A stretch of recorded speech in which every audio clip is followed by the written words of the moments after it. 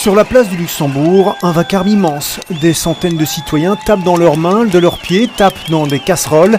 Ils crient à l'unisson leur inquiétude pour le climat. C'est pour éveiller tout le monde à la cause climatique. On essaye de se faire entendre pour que les politiciens se réveillent un tout petit peu quant à la conscientisation que la planète est en train de se polluer complètement. Les thèmes de la croix et du soleil sont repris sur la plupart des calicots, symbolisant le refus des énergies fossiles et la nécessité de se tourner vers des énergies renouvelables. Tous ici dénoncent le non-respect des accords de Paris. Ce qui va se passer plus tard, c'est nos enfants qui vont en subir les conséquences. Et donc c'est pour ça qu'on est là aujourd'hui, pour manifester, se mobiliser tous ensemble. Qu'est-ce que les politiques européennes et belges pourraient faire pour améliorer la situation ?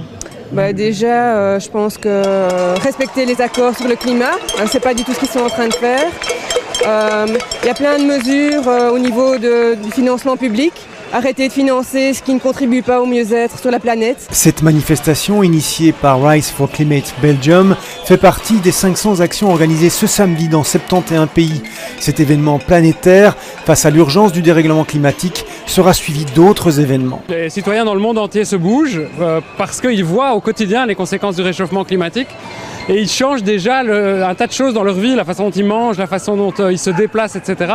Mais on ne pourra pas s'en sortir si on ne prend pas des décisions politiques importantes. Toutes ces actions culmineront le 12 septembre prochain à San Francisco, à l'occasion du sommet mondial des villes et des entreprises pour le climat.